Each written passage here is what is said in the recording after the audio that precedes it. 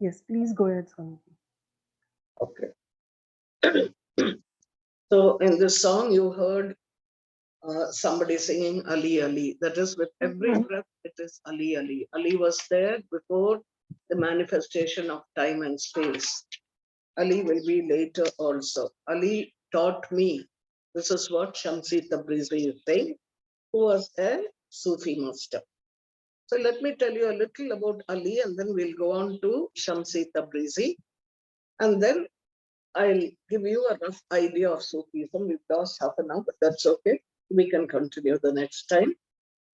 You never lose something that you haven't found. So it so happened that after the Prophet had established Islam, and I'm not going into the history here because we don't have time.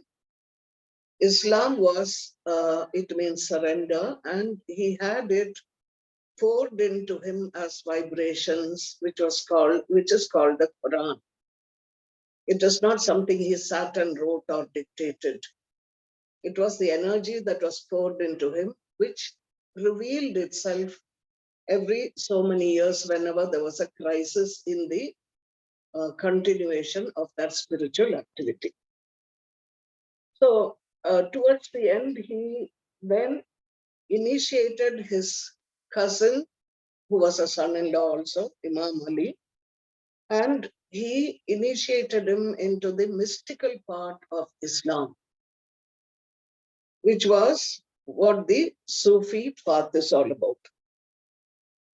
And Ali continued, he was the fourth caliph, and tragically, people who did not understand killed his sons, Hassan and Hussein, and Muharram, as many of you know, where people are full of remorse of what they did. They are full of remorse because the grandchildren of grandsons of the Prophet were killed because of ignorance. People didn't understand.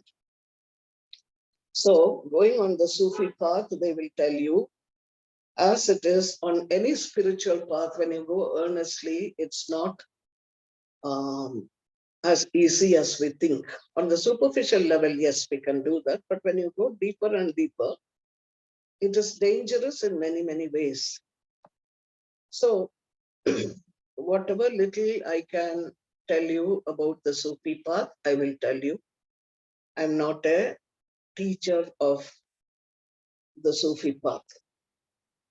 So it is said that after the Prophet left the body, a companion of the Prophet, because the Prophet had a few impoverished companions, they were called the companions of the bench. They would come every day, sit, and they would do dhikr. That is, remind themselves nama japa, saying the word Allah, Allah, Allah with every breath or with every heartbeat in that sense. So they had certain vibrations that they got from the Prophet himself, and they knew there was something deeper. So they went to Ali and they asked him, what did the Prophet mean when he said, I am the city of knowledge and Ali is the gate? He said, I am the city of knowledge and Ali is its gate. So Ali said to them, all divine knowledge, remember, it's not academic knowledge. It is when you are taking in any divine vibration, you have to be receptive to that. You have to have complete faith in whichever deity you believe in. You can be Allah, it can be Christ, it can be Rama. If you are on the Advaita philosophy, there is only one divine. That is what every prophet says. So he says, all divine knowledge, knowing, not logical or rational hair splitting, all knowing that you have, which is contained within the Quran, all that in the Quran is contained in the opening surah, the Fatiha. Okay, so what is the Fatiha here? The opening verse, the verse preceding the Fatiha, that's the first beginning. The surah there is Bismillahir Rahmanir Rahim. And Superficially, it means in the name of Allah, the beneficent, the merciful. So what does that mean? We all say, Daya Nidhi or Daya Kara, but he's very kind. What do we mean when we say God is very kind? Maybe my daughter came first in class, and so Allah is so good. God is very good to me. Hari is so good. Shiva is so good. I just won my lottery ticket. It would help me to pay my loans. This is how we think. But here, this is a very deep subject. What are they saying when Rahman? Rahman means beneficence, mercy, comes from the same root which is mercy.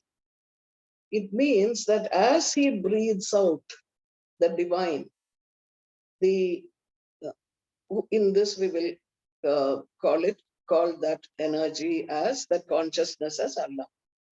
When Allah breathes out, and why is he breathing out? Because of his compassionate nature. And when he does that, the entire universes come into manifestation. And the all-embracing mercy called Rahim. When he breathes in, he takes everything back into its source. So there is a much recited verse in the Quran. This one, people usually say it many times in a day. It precedes every surah that comes. And the meaning is, truly we belong to Allah, to the one true God, and to him we are returning. So this is the attitude of the seeker.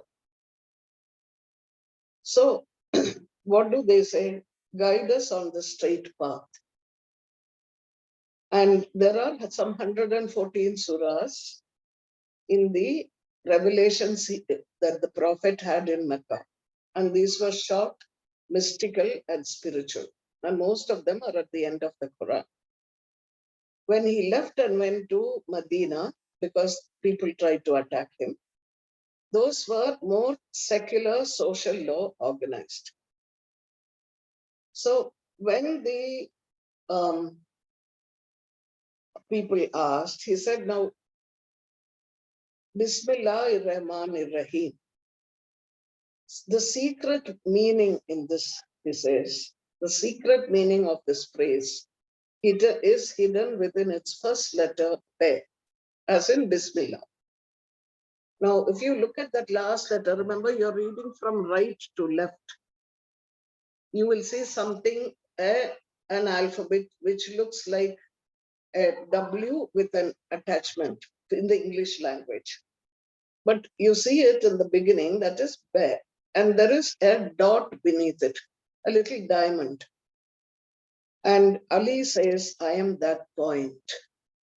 What is that point? He says everything in the Quran is in that saying that Bismillahir-Rahmanir-Rahim, and everything that is in that is compressed in that dot. You'll see this is Be. And I am that point, he says. So the companions asked him, how could all this that is in the Quran fit into a tiny dot? So Ali says, knowledge is but a point. You have a door and the divine comes in. That is the knowing he is speaking about, the experience of the divine. It is the ignorant who have increased it. So, we go on talking about it, explaining this, explaining that, and the mind goes on analyzing and cutting into bits. So slowly the Mahavishwasa, or the full faith, slowly starts leaving us. So this was explained further, that when a pen touches paper, imagine you have a pen in your hand and you've touched the paper. You're going to write something. Maybe you're going to write an essay. Before it moves, and before you write a book, the first thing that is produced is the dot. The point is the beginning and the essence of all the other letters and words in that book. That point contains everything. For example, a place entered through a door. once you have passed through that door, one is in that space. This is the secret. What that space contains, Ali says, the heavens could not contain. So the true meaning is that when you say Bismillahir-Rahmanir-Rahim, it is the origin of all existence, seen, unseen, which has come before, which is now there, which is to come. And all these three names within the verse, that is Bismillah, Allah, the divine, who is merciful, and Rahim, who inhales and exhales and becomes the universe, goes back to the universe. This is what Ali says, is what the prophet means. So Ali is the gatekeeper, he has the key. And what is this key? He says, this key is Bismillah with the bear and the dot. This is exactly the dot that we in the Hindus show as a the Omkar. On top of that, the same thing is said, that on top of that there is a moon-like thing, half moon and a dot. Everything that is the Bindu, everything comes from the Bindu and goes back into the Bindu. Now you will say, how can such a thing happen? Imagine you're sleeping, your eyes also are closed. Then suddenly out of the blue, when you are sleeping, you have a whole dream in which you can become a king or a queen. You walk around, you're going on a horse, you're eating wonderful food. And after some time that you wake up and all that goes away, right? So this is the manifestation of yourself. You are creating your dream. And the dream comes back to you from that one point, which is called the Swapnavastha. So this is what he meant when he said, this is Ali. So if you remember in the Ramayana, when I talked, I also asked you at that time, what is Rama?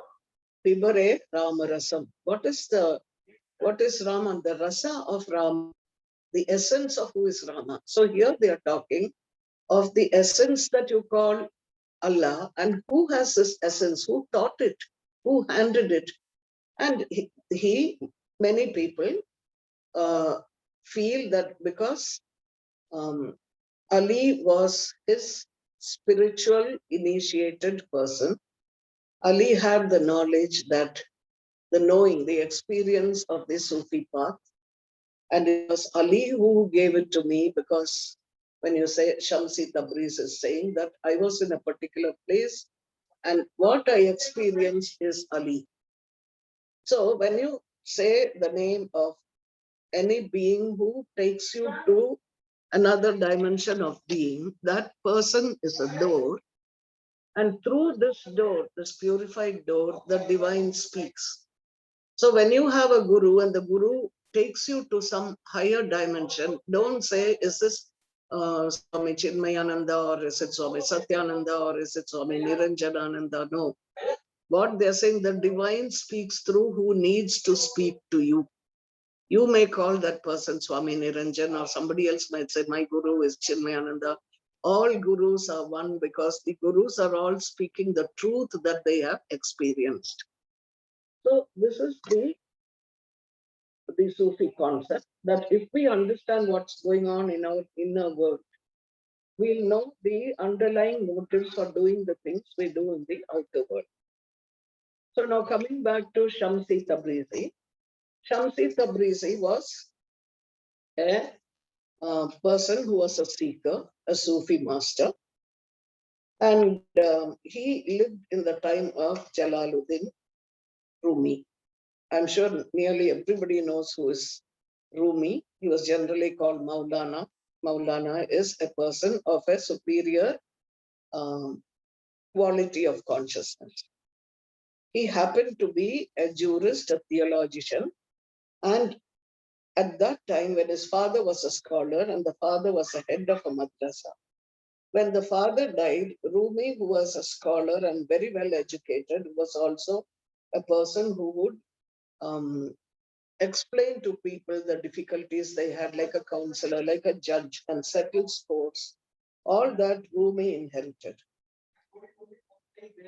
Then what happened is, for 9 years, Rumi was living. It was his public life. He was a teacher, preacher. He spent 4 years in Damascus. And then one day, he was always feeling a bit not being comfortable with himself. Something was missing. He knew so much. He was a great scholar, but something is missing. Something is missing. Then he meets a dervish. Dervish means a kalandar. That is a person who has achieved what he has sought for. This dervish, he met him on the 15th of November, 1244. And that changed his life completely. And this is this Shamsi Tabriz who has written this song. Now, Shams had been traveling through the Middle East, and he was looking for what he said, for somebody who could endure his company. Because it's not easy to live with somebody who is of a much higher consciousness. And when you're very superficial in your consciousness, you won't understand what he's saying. So as he was walking, but he wanted to find that person. He was not bothered about whether he had, whether he was wearing geru or white or blue or yellow, or whether he had to eat poha or dosa or idli. These were not his concerns. He was in another state of consciousness. So as he was walking, he heard a voice which said, "What will you give me in return for the person that you are looking for?" And Shams said, "My head," he said. And the voice said, "The one you seek is Jalaluddin of Konya." Okay. Then what happened was, Jalaluddin was a youngster, and because of certain political necessities, the father set out with his whole family to move from one place to another. And as they were going, they met a well-known Sufi who was called Attar. Now, Attar looked at Shams along with his father coming, and then he said, "Here comes the sea followed by the great ocean." Because the father also, when he was alive, was a well-known person. So he said, "Here comes the sea, which is followed by a great ocean." And then to that young boy, who was maybe 17 or 18, he gave him a book that he had written, which talked about the soul's entanglement with the material world. And this book had a tremendous impact on this young boy. So on one occasion, what happened was, after the father had died and Rumi was teaching his students, and while he was teaching his students, what happened was, he was sitting near a fountain, and a man dressed all in black and black came there, and he looked very disheveled. So he pointed to the books that he was generally called Rumi because he was from the place called Rum. He pointed to Rumi's books and he asked Rumi, "What are they?" he said. Rumi looked at him. He thought, this chap doesn't know anything. He's disheveled and he doesn't look like another scholar. What will he know about all this? So how do you say anything if you're sitting somewhere and you're reading the Bihar School of Yoga or the Ramayana or Bhagavad Gita, and someone comes and asks you, "What are you reading?" You don't know how to explain it in a minute. So Rumi said to him, "What do you know about it?" So what Shams did is, he took the books and he threw it into the water. And Rumi was quite upset because they were his handwritten manuscripts. So Shams saw that Rumi was upset. He bent down and he picked up the books. And when he picked up the books and he put it back, there wasn't a drop of water in it. So then then Rumi was surprised. He said, what is happening? Because the books are in the water, they come out, no water on it. Then Shams answered back, "What do you know about all this?" Immediately, Rumi knew he was awakened. As you see, what we call the Guru is a catalyst outside who awakens something within us, within the person. So Rumi threw away his religious cloak, his hat, and he chased Shams. He found him in a house where he went into total seclusion for 6 months. And when he came out, he was a changed person. He knew the scholarly things, but he was no more a teacher as in scholar. He was dancing and reciting poetry in Persian. Shams stayed with him for less than 2 years because the disciples became very hostile because they said, why is this newcomer coming and taking so much time with our teacher? What has he got that we don't have? That sort of thing. And even his family felt a little upset because he was not able to give them time. He was all the time with Shams. So one day, Shams quietly got up and walked away unannounced. The minute that happened, Rumi became very upset. He wrote verses and verses on separation, Viraha Bhakti, it's called. Separation from some aspect of pure love. I'll explain to you later about how this happens. And when he started writing, he held on to a pillar and he whirled round and round and round and round and round, grieving that he had lost Shams. And what he did was he was so completely drawn to Shams that he started writing under the name of Shamsi Tabrizi. He didn't write Rumi. All the things he wrote was what Shams, as if Shams had sat inside his mind and written for him. And he reached a merger with his Murshid or his Guru. Then he heard that Shams was in Damascus. He sent his son, another son, with a letter of repentance, begging him to return. Shams returned. He was received with great respect. Again, the mystic meetings resumed. And Rumi was sharing his profound thoughts and visions with Shams. Again, there was jealousy, anger among Rumi's disciples.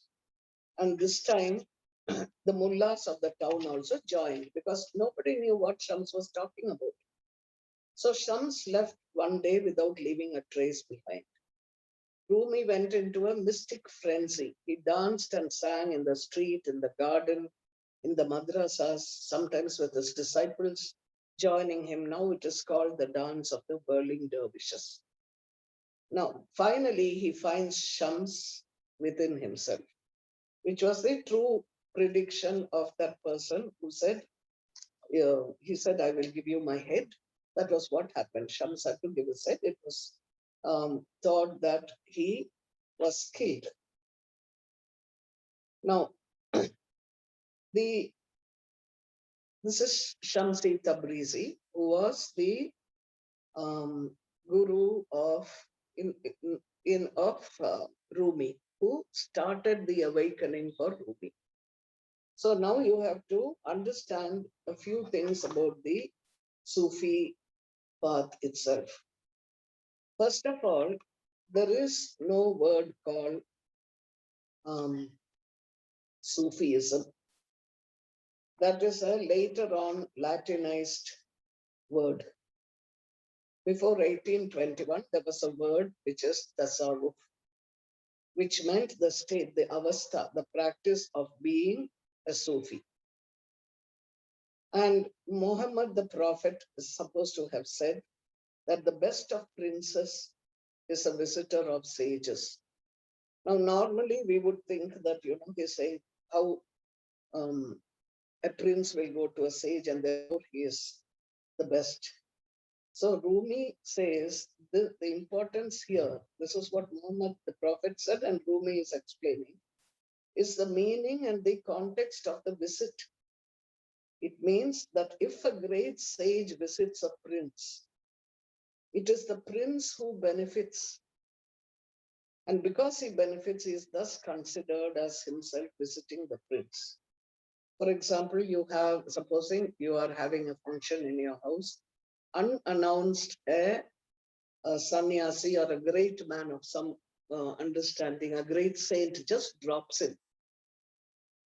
It is not that the saint drops in to teach you. It is as if the saint has been sent by the divine because there is a yearning in you to know. So it is as if the disciple or the devotee is praying to God, is giving his whole heart to God and saying, please come to me.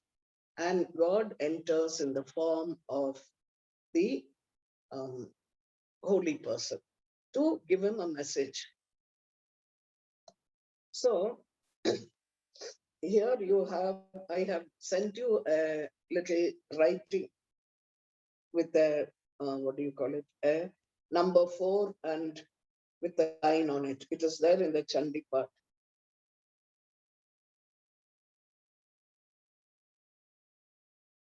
If you get, I sent these things in the beginning so that you can look at it. And when I explain, you'll know what I'm talking about.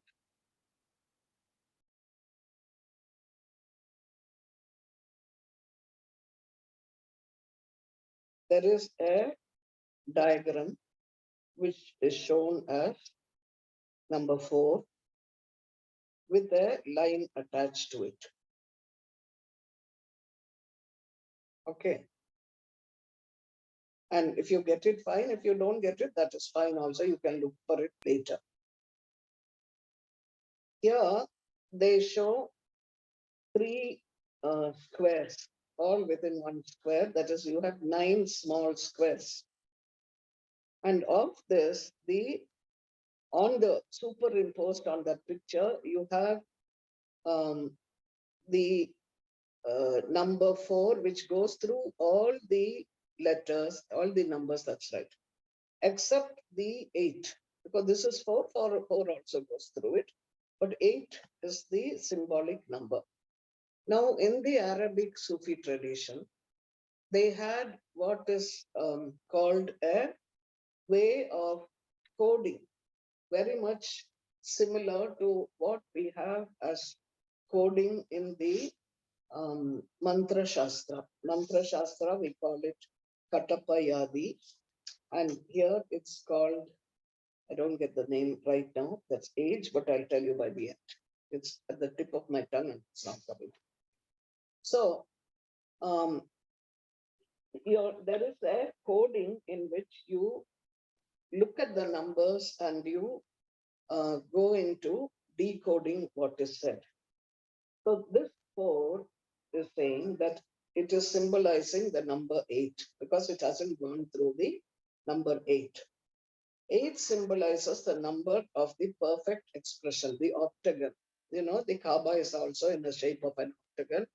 If you do the bindu, which if you draw the yantra of one triangle crossing the lower triangle, that will also, if you join the lines to the angles, that will be a hexagon. So the 8 represents the cube and it covers a total of 9 squares. The meaning here is that the 8 is the way to the 9. 9 stands for the hidden meaning that is called the secret knowledge in the Quran. Now, if you go into Tantra, we will find the same thing, that there were demons and the Devi looked at Shiva, that is the divine consciousness, with a glance and a smile. Doesn't mean somebody was sitting there and smiling. It means that energy knew the consciousness to which it belonged. And between the consciousness and that energy, they produced the a Puri Ashtaka. Puri Ashtaka means the city of 8. It is called Gana. And the city of 8 is called, it is 5 plus 3. The 3 is karma, desire, karma, the actions that come because of desire, and avidya, which is the ignorance because of desire. These 3. And the other 5 stand for the panchabhutas, the elements in nature that give us the body and the sensory organs, the 5 pranas, the 5 karmendriyas, the 5 jnanendriyas. All these come under 5 and 3. So this is 8. Now this is called Puri Ashtaka in Tantra, and it is called Gana. Gana means the city where manifestation happens, and where in manifestation there is a sense of not knowing, which takes us through suffering.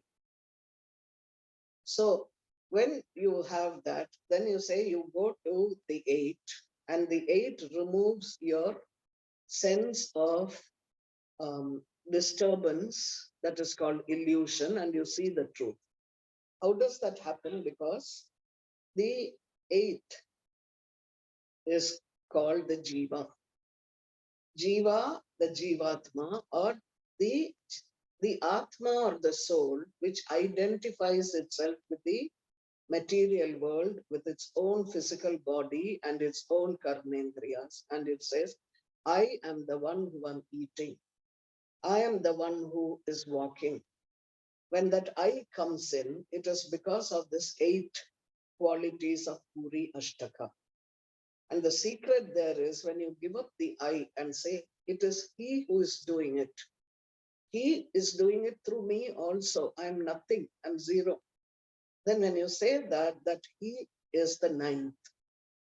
Because what happens then, the Jivatma, which is got ignorance or avidya, becomes knowing. He steps into the secret in which everything is the divine. No more is he a specific identity by himself.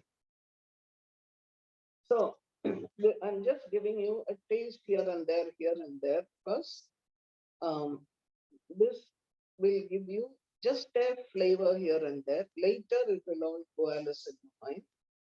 So here what is happening is the figure that looks like a foe with a thing that is coming down, it looks like an Arabic word who is chanted to produce ecstatic states.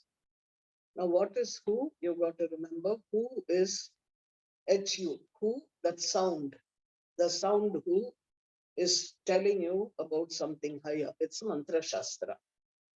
And it is the same thing in Tantra also, the ha, that sort of thing. So the ha represents the illusionary nature of the material world. And that ha is called the Shakti or the energy of the divine, which when you keep chanting again and again, is slowly removing from you the veil of ignorance and you come face to face with the truth. But the truth is who. And in Tantra, it is ha. So there are codifications in every spiritual tradition. And when you go closer and closer and closer, you'll find they're all talking of the same experience, because truth is only one. If it was experienced by Muhammad, if it was experienced by Mirabai, if it was experienced by St. Francis of Assisi, there cannot be 3 different truths. There can be many religions, there can be many forms, but the one consciousness that creates all forms, that is only one, that every spiritual science says. So the Sufi says, all life is a struggle where the average mind is struggling with too many things. Because, if you sit down to meditate or you're sitting down to do your japa, what happens? Immediately the mind will go out and say, now, why did so-and-so say sharp words to me? Have I taken my notebook and sat here? Am I supposed to go for a party tonight? So the mind will go on. So what this does is, this chanting, it transforms the mind from its natural and acquired incoherence into an instrument where the human destiny progresses. So the Sufi way cannot be tasawwuf, cannot be studied through psychology. You cannot learn it from a book, you cannot learn it from somebody telling you. It is an advanced understanding. It does not belong to the East or the West. So let us not say, oh, they took it from Tantra or Tantra took it from. All these are very, very superficial. It belongs to humankind. That is why when Christ was living, he did not say, Christianity will follow me. Muhammad did not say Muhammadanism will follow me. He said Islam. Islam, what does it mean? It means surrender. And what does Jesus say? Surrender. Seek first the kingdom of heaven. And what do the saints in Hinduism say? They say surrender. Everyone is talking about surrender. That is, give up your sense of identity, which is different from what the divine is all about. So you come to the point, they made many, many codifications so that people can understand along the way, not for people to write thesis or write a PhD or do a academic exam. This is only for the seeker that they say it. So how does the Sufi path describe God? They say, you can't say I love God because you haven't even seen him. That is why, but everybody says I love God, I have faith in God. But the minute the GDP comes down 1% or whatever, stocks and shares comes down 1%, we go into a frenzy, agitation. Why? If you believed him, why would you do that? The minute somebody says there is a spike, a second spike of COVID, people get anxious. Why are you worried? Because you haven't understood. And this is how they make you understand. They say, our human perception is just one of, listen to this carefully, unlimited number of layers of perception. Okay, what we see is just one of an unlimited, infinite number of layers of perception. We don't know how animals see the world. We only say when you look at a WhatsApp about a dog waiting outside for the master, we say, oh, he's waiting for the master. You don't know what the dog is perceiving there. You don't know how plants see the world. They too see the world. They have prana, they have life. How do the molecules see the world? Look at COVID. It's just a virus, so small you can't even see it. But it has seen the world in a particular way. But what we believe as human beings is that all creatures have perception. And we think that we are a result of billion, trillion years of evolution of perception. Anybody, any human being who's alive has a correct perception, we think. So we have a Mullah Nasiruddin story where he was trying to explain this. The story goes that the mullah was one day working at home and it was very warm, and he was talking to himself. He said, I wonder how a man knows that he's dead. So his wife says from there, why, it's so simple. When your hands and your legs become chill and numb, then you know that you're dead. So the mullah said, okay. Then some days later, the summer goes, he's into winter, and he's cutting wood in the forest. And when he's cutting wood in the forest, what happens is suddenly he feels that his feet and hands are very chill because it was winter. So what he said is, I must be dead, he said. I must stop working because dead bodies do not work. Because dead bodies don't walk, he lay down on the grass. And when he lay down on the grass, what happened? A pack of wolves appeared and they came to attack his donkey, which was tied to a tree. So seeing that, Mullah says it like we all say, no? Yes, carry on, take advantage of a dead man, he said. If I had been alive, I would not have allowed you to eat my donkey. You see, because we are so much, why is he doing this? Mullah Nasiruddin was a very great Sufi saint. After these simple scenes, just so people understood how foolish we are when we just go by the letter of something and not the spirit of it. So the Sufi says our human perception is just one of the unlimited number of layers of perception. And then they say in our life, we find ourselves, others, and the universe. We imagine that God made me and others. And this me becomes the predator and the others are the prey. Because if there is a preference between me and others, if food is sparse, then that I prefer that the me, myself, takes it first at the cost of the other person. That is the natural way. The only exception to this is where there is a motherhood, as whether it's human or animal, for a brief period of time, there is an unselfish relationship between the offspring and mother. So the very important word in Sufi practice is the word annihilation, dissolving or killing or finishing with.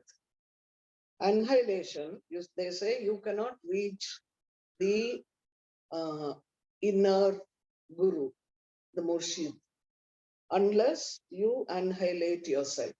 Now that looks a bit scary.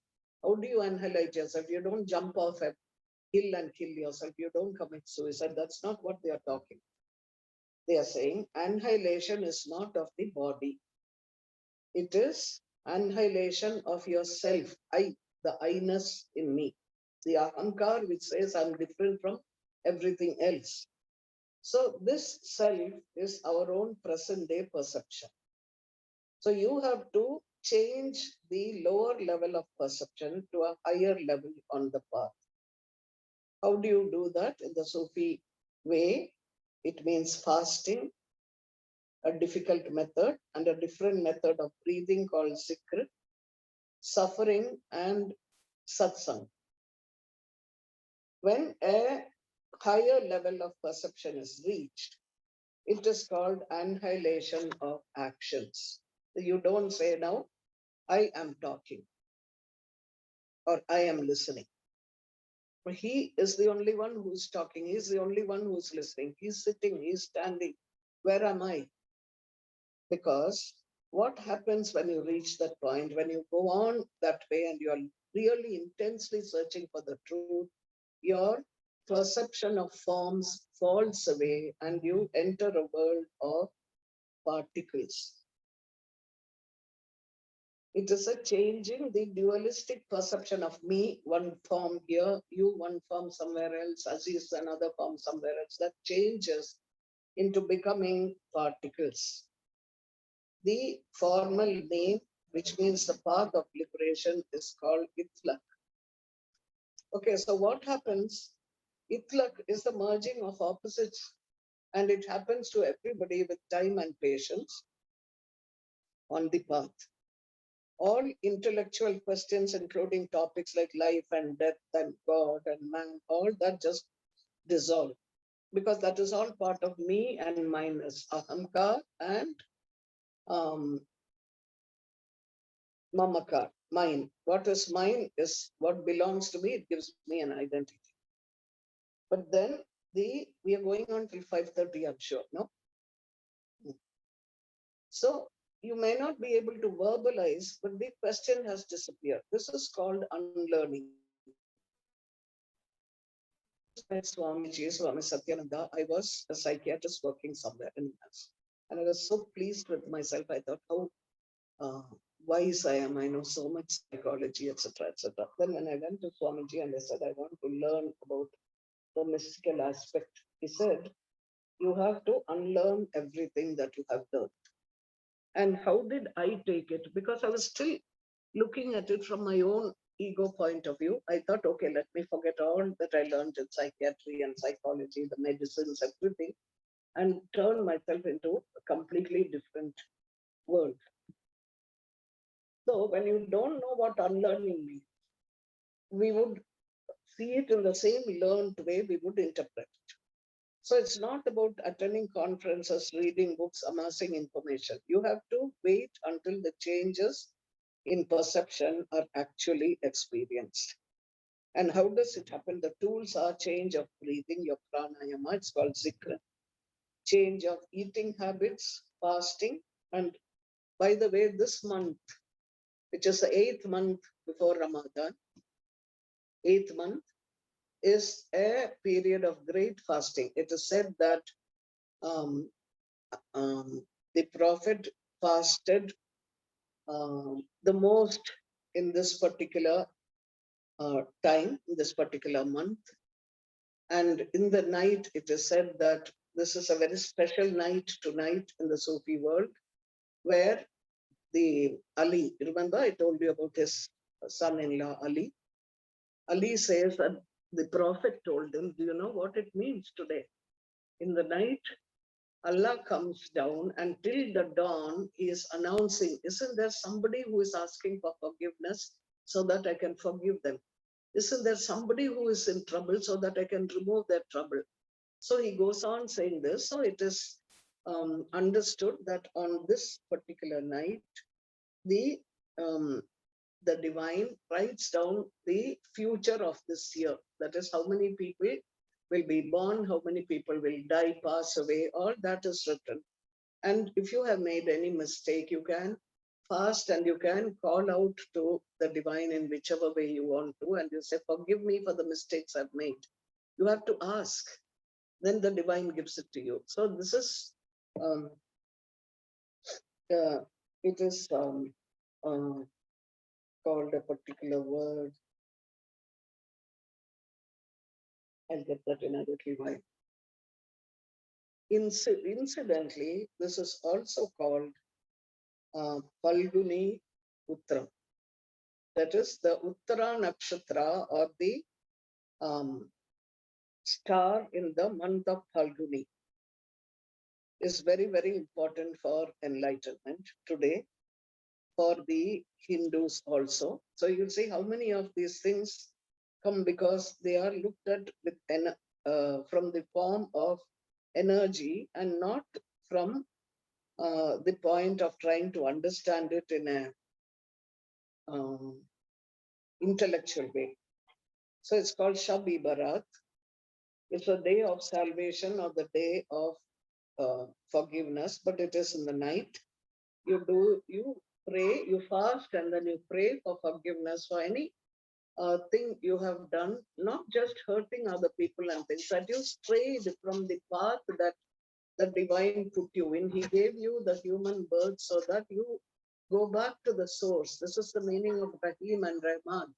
He has let you go out into the world, play around, come back to the source. But you lost your way. And why do we lose our way? Because we are caught up with this identity of the Ahamkar, the physical body, and through the physical body, all the things that we have in material life. And when we do that, we only perceive ourselves and everybody else as physical bodies, although we are constantly living in an ocean of moving particles. If you look at the Google search or something, there's a person called Fritjof Capra. He might be still alive, I don't know. He was a physicist. And he was constantly working with subatomic particles, quantum physics and that stuff. Working, and looking for something which is the truth, what is happening. And one day, and he couldn't find it. He was a good, well-known scientist. And one fine day, he was sitting near a beach, I think. And suddenly he saw that his body had no boundaries. There were particles moving in and out of his body and merging with everything else outside. And he sat there for some time, not knowing what happened, and suddenly filled with an ecstatic happiness. Not the sort of happiness we talk about. It's something that is so much happiness that you can even find it too overwhelming to handle. And then he wrote a book called The Tao of Physics, in which the front page is the dancing Natraja. He said, this is what the Hindus call the dancing Natraja. Why I'm telling you all this is because you understand the reality, the truth behind every mystical science.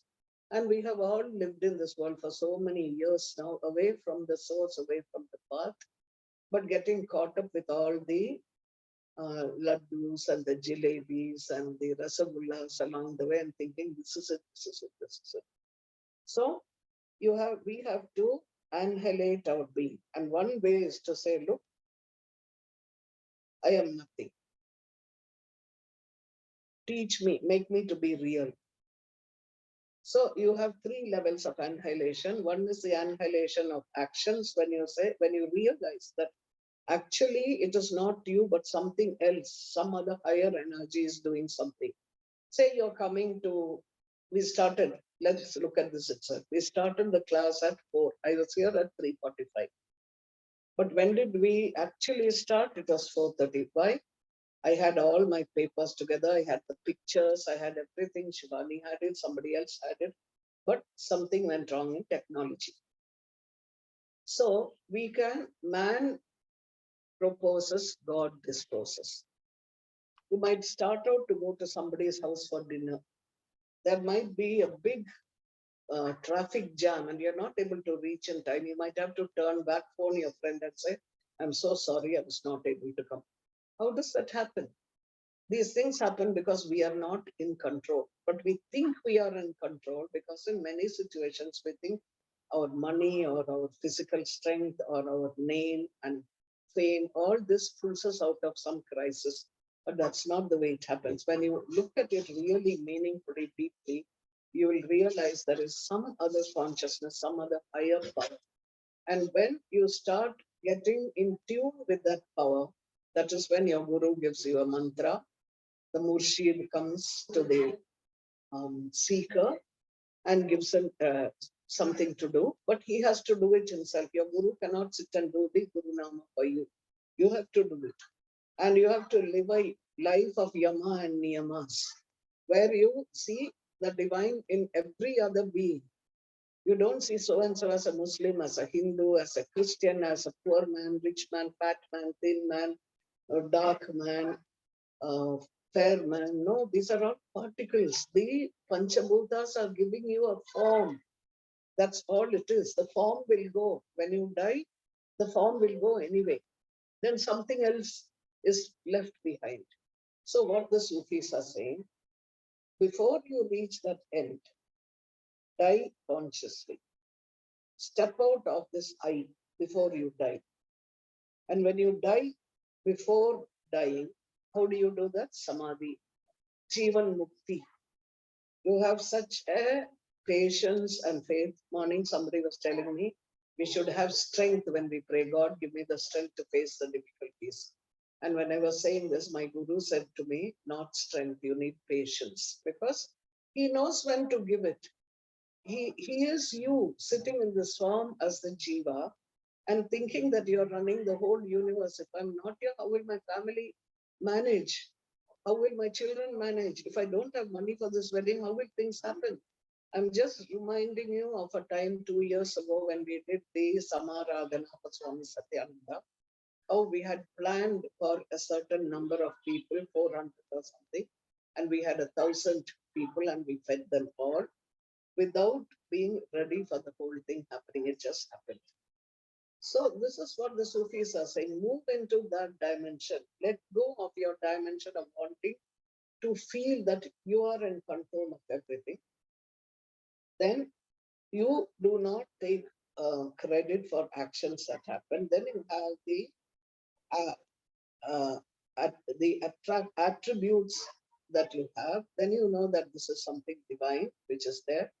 And when you come to the second level of annihilation, this is nirgunatvam, you lose even the forms. You lose even the forms, and it goes on spontaneously, slowly, slowly. And the ultimate goal of Itlaq is to die before death, to discover something is permanent. This life is temporary. We only occupy this body called the house for a very short time, sometimes rented, sometimes leased out, sometimes somebody else's body we sit on their shoulders and fire. So eventually, when you are looking for the origin of something, it leads you to the absence of everything that you know or you thought you knew. Then they say the truth must be experienced. You cannot talk about it. You cannot write a book about it. You cannot lecture about it. Explanation changes the truth. Imagine there are moments in life when you feel so overwhelmed. Suppose you're very much in love with somebody and you're trying to tell them how you feel. Can you say exactly, do your words ever bring that whole experience out? You're not able to. For example, I remember when I went to Munger the first time, Swami Satyananda was many buildings away from me. And suddenly I felt a cool breeze coming and I suddenly felt as if I was loved. That's the feeling I got. I said, yes, somebody, not somebody. I'm feeling this sense of love. And it's not from a person, a thing, nothing. And then I said, this is the Guru's energy that he's sending. So this is a sort of thing, but then we get attached to the person who is the Guru, and we don't realize it is his consciousness that he is talking about. So what are we going towards in the Sufi tradition? As in every other mystical spiritual tradition, we are going towards the essence. The essence of shades or essence are all attempts to change the direction of our illusory shadows. And we spend all our resources to do just that, because we are caught up with this question of being and becoming. I want to be somebody. I'm not good enough. I want to be a good girl. And we teach our children that be a good person, be a bright person, to be a smart person, be a crooked person. You give them something to be, as if God didn't know what he was making and made you the way he wanted you to be. Then you, from being, you want to become that person you want to be. So we are going in circles round and round and round, and we don't say, God, my Lord, you have made me the way you wish me to be. Let me be fully that, because you know how to complete me. I don't know. So when perception becomes more and more, you get a dream-like perception on a permanent basis. Here, when a person moves into that stage, they see infinite number of universes with infinitely different awarenesses. It's a mystery. And this is what Vedanta calls Advaita. Because such a perception dissolves the self into the Brahman in Vedantic terms. In other words, the naf, that is the lower part of yourself in the Sufi tradition, moves into and dissolves into the source. And when you are in the source, when you come back as an instrument, you cannot say, you cannot describe it. And God speaks through your mouth, God works with your hands, God walks with your feet, because the truth walks with you, the truth works with your hands, the truth speaks through your mouth. And these are the people that are called the divine ones, the Sufis, the sages, the Jivan Muktas, the people who annihilate themselves to see the world of occult objects and the world of potentiality, going beyond the regular perception. For example, they'll give you an example. If a fish doesn't know what water is, when you toss it up in the air and it is able to live there for a while in the air, then it returns to the water. At that moment, it knows what is air and water. So the perception has to change from our physicalness to the essence. And never to be afraid of this thing called death, because death is not the way we imagine it to be. We have so many perceptions about it. Death and birth happen every split second, but we are not aware of it because of our human perception of bodies. When you move into that state of seeing things as particles, you will see things coming, going, coming, moving. What you thought was one consolidated you is part of somebody else. That somebody else is part of their garden. That garden is part of a dog. The dog is part of somebody else that they might know nothing to do with you. We are like a weaver of tapestries at the deeper level. And that is why Shamsi Tabrizi was called the Zardoshi. That is, the Zardoshi, what do you call it? Embroidery, gold with glimmer in it. And they called him that, and these were code names for different calendars, where they said, this person is like the sun, Surya Bhagavan, we say, which not this one sun in the sky. There are millions and trillions, infinite number of suns, but the one light from which all suns take their value, those suns are sending out like gossamer threads of the truth with shining sparks in them. This is what the teachers are telling us. And this is what we see if you move into that point of the spirit or the soul. So it is necessary to change our perception from the body to a particle perception. Only because we are space and time bound, because we are used to it, we see it that way. When you shift and change, it will be different. And that is what Swamiji often used to say. If only you could see yourself as I see you. I see you, I see the mic, they're all particles of light, he used to say. So we change our perception, and this is just the beginning of the Sufi aspect. When your perception changes, you are filled with what is called love. Now, this love that we talk so much about in the Sufi tradition was the love that flowed into him when he was grieving for Shamsi Tabrizi. And then when he realized that he and Shamsi Tabrizi are the same.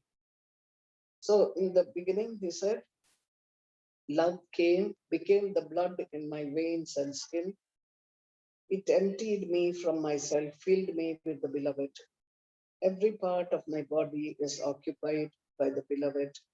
Only my name is left to me. He has become the rest.